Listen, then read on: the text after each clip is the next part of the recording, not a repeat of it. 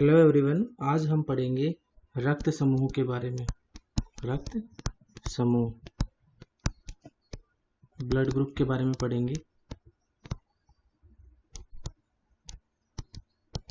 ठीक है, सबसे पहले बात करते हैं कि जो रक्त समूह है इसका वर्गीकरण किसने किया था। तो एक साइंटिस्ट है जिनका नाम है कार्ल लैंडस्टीनर। उन्होंने 1901 के अंदर जो रक्त समूह है इसका वर्गीकरण किया था। ठीक है, कार्ल लैंडस्टीनर ने इसको दो भागों में बांटा। एक उन्होंने बोला ए बी और रक्त समूह, और दूसरा उन्होंने कहा आर एच रक्त समूह।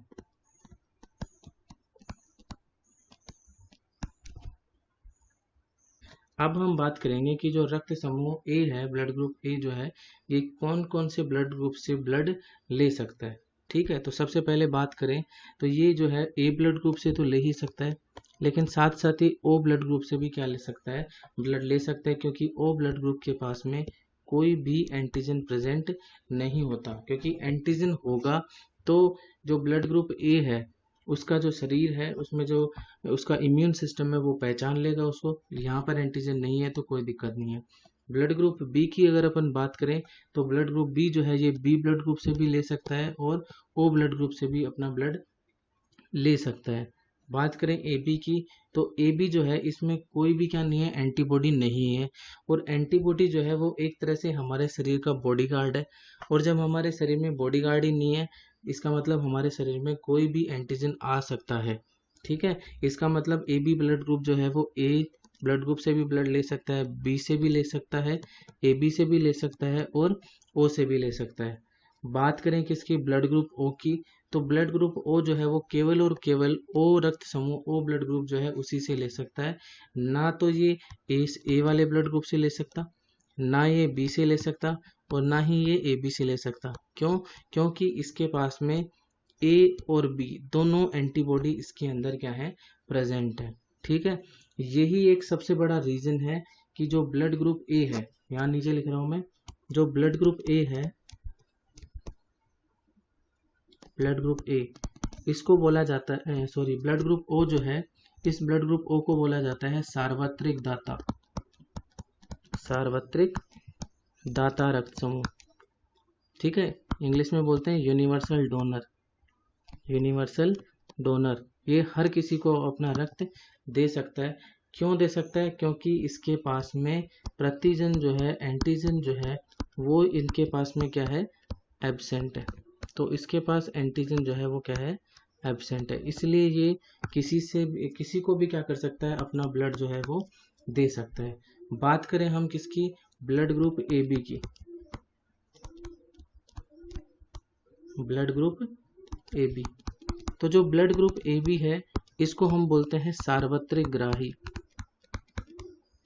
सार्वत्रिक ग्राही, यूनिवर्सल एक्सेप्टर।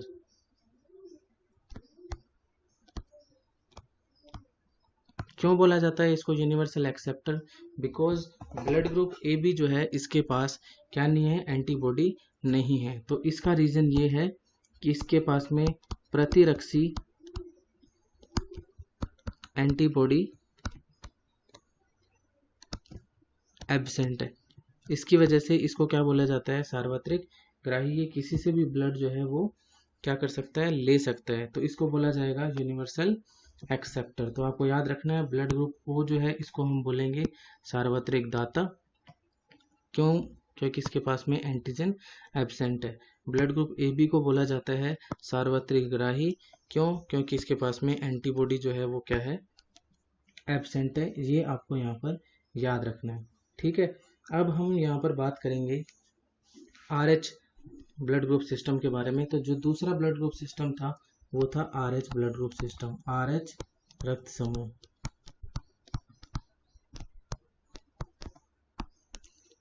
यहाँ पर जो आर एच लिखा हुआ है, इस आर एच का मतलब है कि ये जो आर एच है ये क्या है, एक प्रतिजन है, जिसको हम बोलते हैं आर एच प्रतिजन, आर एच एंटीजन। ठीक है, RH एंटीजन जो है इसकी जो खोज की थी, डिस्कवरी की थी, वो किसने की थी? वो की थी कार्ल लैंडस्टीनर ने।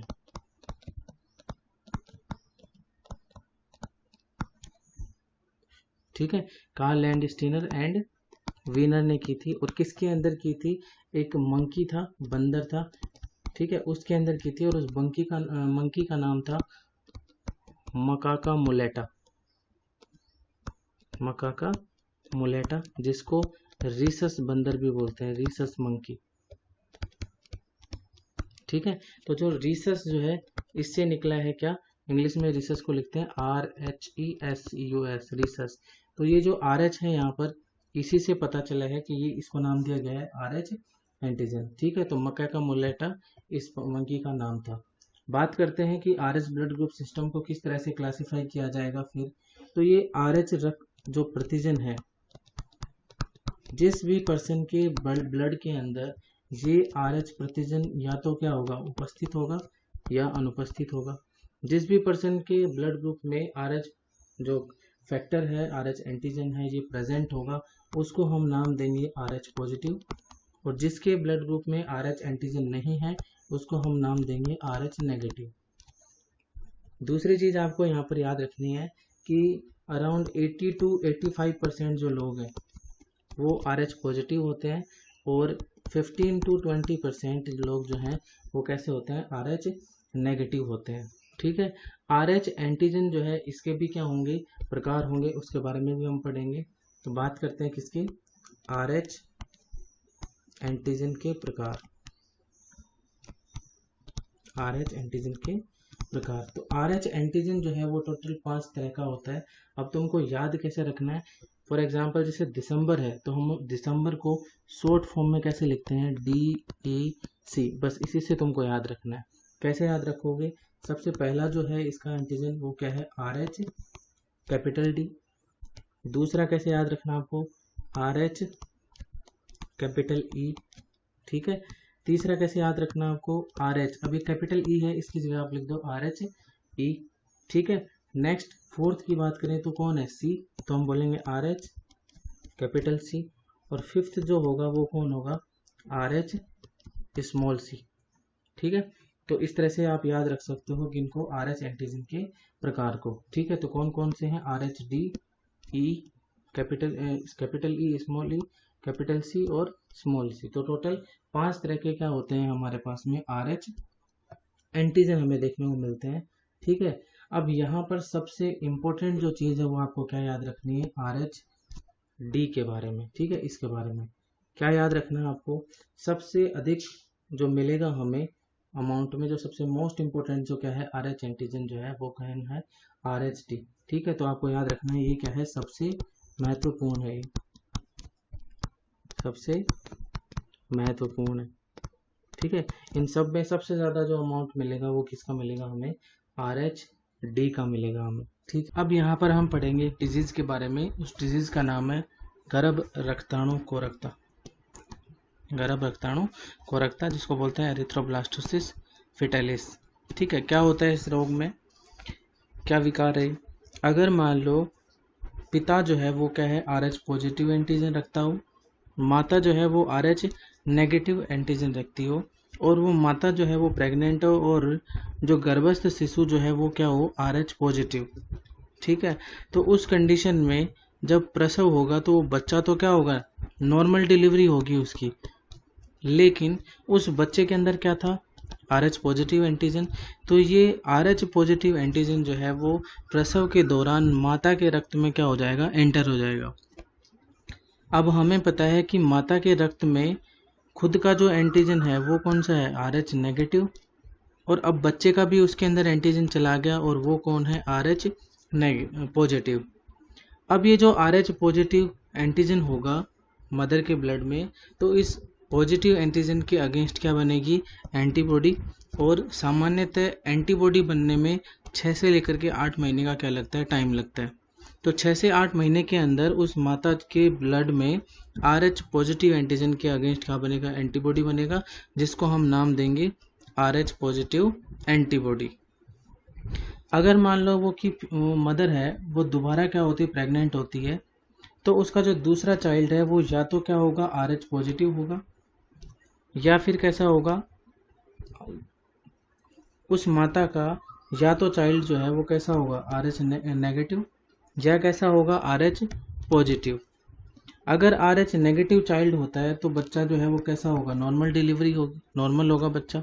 लेकिन अगर जो गर्भस्थ शिशु है वो RH पॉजिटिव एंटीजन रखता हो तो क्या होगा, जो ऑलरेडी माता के ब्लड में जो RH पॉजिटिव एंटीबॉडी प्रेजेंट है वो बच्चे के ब्लड में जाकर के और बच्चे का जो RBC है उस RBC के साथ में क्या हो जाएगी, जुड़ जाएगी, और जुड़ करके RBC को तोड़ देगी।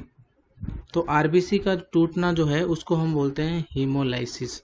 ठीक है, तो उस बच्चे की क्या हो सकती है, डेथ भी हो सकती है, और उसके आरबीसी जो है वो आपस में क्या हो जाएंगे, चिपक जाएंगे। इस रोग को हम बोलते हैं गर्भ रक्ताणु कोरकता। अब इस रोग से बचाव के लिए भी कुछ ना कुछ किया जा सकता है। इस रोग से, विकार से बचने के लिए जब पहला बच्चा हो तो प्रसव जब हो गया, ठीक है, जब पार्चुएशन हो रहा है, प्रसव हो रहा है, तो 24 घंटे के अंदर अंदर जो मदर है, माता है, उसको रोहगम नाम का क्या लगा देंगे, एक टीका लगा देंगे जिसको RH बोलते हैं। ठीक है, एक्चुअली में क्या होता है ये रोग, ये होता है एंटी RH पॉजिटिव एंटीबॉडी। इसका मतलब है कि ये जो एंटीबॉडी बनी हुई थी, RH पॉजिटिव एंटीबॉडी मदर के ब्लड में, ये उसके भी एंटी है, मतलब ये उसको क्या कर देगा, डिस्ट्रॉय कर देगा। अगर माता के ब्लड में ऑलरेडी क्या बनी हुई है, RH पॉजिटिव एंटीबॉडी अगर बनी हुई है या फिर बनने वाली है, तो ये रोगम का जो टीका है वो उसको क्या कर देगा, रोक देगा। ठीक है, तो ये था किसके बारे में, एरिथ्रोब्लास्टोसिस फेटालिस के बारे में। अगर माता जो है उसका रक्त समूह जो है वो कौन सा है हमारे पास में, A है, और जो पिता है उसका रक्त समूह क्या है, B है। तो हमें ये बताना है कि उस बच्चों, उनके बच्चे होंगे, ठीक है, उनका रक्त समूह जो है वो कौन कौन सा हो सकता है। तो आपको याद रखना है कि जो A ब्लड ग्रुप वाला होगा तो उसके लिए हम उसको डिनोट करते हैं कैसे, IA स्मॉल i, और इसको डिनोट करते हैं IB स्मॉल i। ठीक है, इधर मैं राइट साइड में लिख रहा हूँ कि कौन कौन से ब्लड ग्रुप को कैसे कैसे डिनोट करते हैं। तो ब्लड ग्रुप A जो होगा उसको हम डिनोट कर देंगे ऐसे, B को हम लिखते हैं ऐसे, और ब्लड ग्रुप AB जो है उसको हम लिखते हैं IA IB से, और जो ब्लड ग्रुप O होगा उसको हम लिखते हैं स्मॉल i से। ठीक है, जो कैपिटल I है ना, ये एक प्रभावी लक्षण है, और जो स्मॉल i जो है ये कैसा है, एक अप्रभावी है। ठीक है, तो हम यहाँ पर वापस क्वेश्चन पे आते हैं कि जो माता है वो कैसी है, जिसका ब्लड ग्रुप A है, और पिता जो है उसका ब्लड ग्रुप कौन सा है, B है। तो हमें बताना है कि इनके बच्चों का रक्त समूह जो है वो कैसे होगा। तो ये हमारे पास में थे capital IA small i, IB small i। ठीक है, तो हम बताना है कि सबसे पहले हमें बनाने हैं युग्मक गैमेट। इसके जो युग्मक बनेंगे वो क्या बनेंगे, IA स्मॉल i। इसके जो युग्मक बनेंगे वो कौन से होंगे, IB स्मॉल i। ठीक है, ये 4 प्रकार के हमारे पास क्या बने हैं, युग्मक बने। हम पहले इसका क्रॉस करवा देंगे इसके साथ, हमारे पास आया क्या, IA IB। फिर इसका क्रॉस करवाएंगे इसके साथ तो क्या बना, IA I। इसका क्रॉस इसके साथ करवाएंगे तो आएगा IB स्मॉल i, और इसका क्रॉस इसके साथ करवाएंगे तो बनेगा स्मॉल i। ठीक है, अभी मैंने बताया था कि इनमें कौन कौन से होंगे। तो सबसे पहले वाला जो है IA IB, इसको हम बोलते हैं रक्त समूह AB, इसको हम बोलते हैं A, इसको B और इसको O। इसका मतलब क्या हुआ कि अगर माता या पिता में से कोई भी जिसका रक्त समूह A है और दूसरा जो है, ठीक है, उसका रक्त समूह क्या है, B। अब यहाँ पर याद रखना, माता का B भी हो सकता है, पिता का क्या हो सकता है, A हो सकता है, या फिर अभी माता का A है, पिता का B है। तो इस कंडीशन में अगर माता और पिता में से अगर दोनों का ब्लड ग्रुप A और B हो तो उसकी जो संतान है उनका जो रक्त समूह है AB, A, B और O, इन चारों में से कोई सा भी हो सकता है। तो इनकी जो प्रायिकता होगी ना, प्रोबेबिलिटी, वो सब की कितनी होगी, 25%, 25%, 25%, और इसका भी क्या होगा, 25% क्या रहेगी, इनकी प्रोबेबिलिटी रहेगी। तो ये था इनके बारे में। ठीक है, तो इसी को देख करके आप और भी सारे पता कर सकते हो कि कौन सा जो बच्चा है या फिर कौन से माता पिता हैं जिनका रक्त समूह बी, या दोनों का बी हो, या फिर दोनों का ए हो, या फिर एक का ए है दूसरे का ए बी है, एक का बी है दूसरे का ए बी है, एक का ए बी है दूसरे का ओ है। ठीक है, तो इस तरह से हम क्या कर सकते हैं, निकाल सकते हैं इसमें। तो आप एक्सरसाइज करना, मैं आपको 2-3 एक्सरसाइज दे रहा हूँ। अगर एक पेरेंट से इसका ब्लड ग्रुप है ए, ठीक है, और दूसरा पेरेंट है उसका ब्लड ग्रुप है ए बी। दूसरा सवाल है यहाँ पर, एक का है बी दूसरे का है ओ। तीसरा यहाँ पर याद रखना, एक का यहाँ पर है ए बी, ठीक है, और दूसरा हमारे पास जो पेरेंट है उसका क्या ब्लड ग्रुप है ओ। ठीक है, तो इन सब क्या बताने हैं कि इन माता पिता के बच्चों का जो ब्लड ग्रुप है वो कौन सा होगा। ठीक है।